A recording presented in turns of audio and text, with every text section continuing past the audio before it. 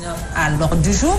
tey dañu def rek émission bu nga xam ne en tout cas on parle de tout des mauvaises pratiques en tout cas yi nga xam ne njeexital yi muy indi ci population yi gënul dara donc comme ni ñu ko waxee la Covid-19 délaissement bi nga xam ne noté nañ ko en France on parle de 4e vague donc 3e vague au Sénégal apparemment mu ngi dessiné wu parce que on a vu que temps yi cas yi ñu ngi yokkaat alors que temps yi ci gannaaw amoon nañ une tendance baissière loolu aussi c'est bon comme am nga expérience bi nga xam ne Covid am na ko en Europe mais aussi ñëwaat ci Covid ni nga ko jàngatee fii ci suñu réew. waaw Covid xam nga actuellement en France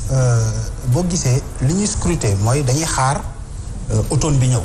parce que période été en général li ñu gis en tout cas les années passées là depuis Covid bi mu amee dafay am une baisse du nombre de cas. Bon d'habitude les maladies grippales sax. Très bien donc ba ñuy xalaat ne est-ce que du nekk une maladie à évolution saisonnière. nga xamante ni par saison lay hiver bi buy ñëw si ak automne. mu am recrudescence été bu ñëwee mu wàcc ak printemps ainsi de suite. léegi nag bii li tax mu particulier li tax ñu koy scruter avec attention mooy dafa coïncider ak moment boo xam ne on a vacciné parce que nit ñi dañuy jàpp ni vaccination bi mooy permettre ñu génn ci mais léegi nag dañu gis ni malgré ñi ngi nekk ci été bi nii cas yi wàññeeku na bu baax nombre de malades yi ñu doon am réanimation wàññeeku na mais gars yi ngi réanimation ba léegi c'est-à-dire que c'est pas 0-0 courbe plate non non non fa wàññeeku léegi nag li ñu jaaxal mooy le variant delta bi ñuy wax moo xam moo jógee Inde boobu dañu gis mu commencé di jël ay proportions en France. Ça gagne du terrain. Voilà. Commencé woon na déjà en Angleterre te xam ne bu ñu Angleterre bu sëqatee France ci soli donc surtout man zone bi ma nekk muy le sud-ouest donc zone Bordeaux boobu la Gironde dañu gis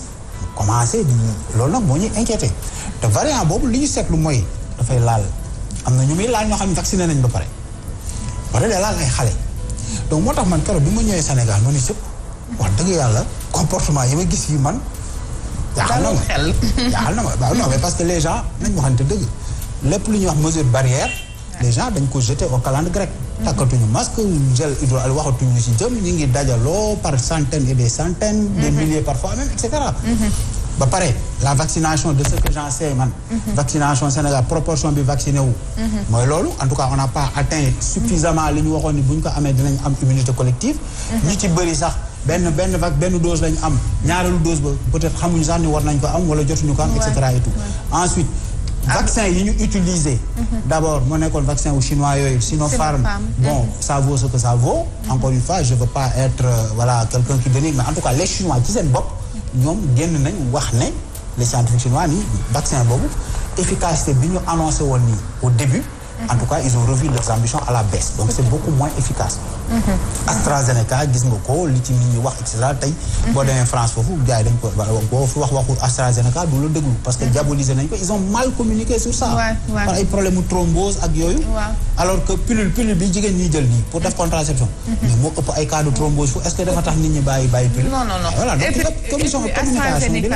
AstraZeneca bi y a une mauvaise communication bu nga xam ne loolu moom c'est mondial loolu moom c'est mondial voilà fële en France xam nga nit ñi da ngay gis dañu lànk ni duñ ko laal mais loolu c'est une faute c'est une mauvaise communication donc Sénégal en gros boo boolee cocktail boobu yëpp donc on a leen xamal attention feebar bi jeexagul et puis ñaax aussi que dañu war a vacciner wu que vaccin yi dañu efficace par exemple au Sénégal en tout cas gisaguñ benn cas de thrombose wala benn cas d'AVC bu nga xam ne vaccin bi moo nekk à l'origine. xam nga li ci doy waar mooy nit ñi déngal vaccin bi yëpp kenn waxul waxu efficacité de effet secondaire lañ lay wax loolu moo leen ragal effet secondaire mais loolu da ngay communiquer wan nit ñi ni effet secondaire bi ñu ciy ragal nekku ci en tout cas proportion yi ñu koy jox tollul noonu yaa ngi dégg ba pare li gën a am importance encore une fois mooy ñaax nit ñi sur les gestes barrières mais nit ñi nañ bàyyi dajaloo bi mais dajaloo bi nag aussi évidemment il faut donner le bon exemple parce que ñi nga xamante ni la haute autorité ñi nga xam ne ñu féete ci kaw parce que ñoom jàpp nañ ni vacciné wu nañu donc ils se croient protégés ñooñu je leur lance un message et ça c'est moi en tant que médecin qui leur dit ça def ngeen seeni vaccin même donte def ngeen ñaari vaccin ne vous croyez pas à l'abri c'est une fausse sécurité ne vous croyez pas à l'abri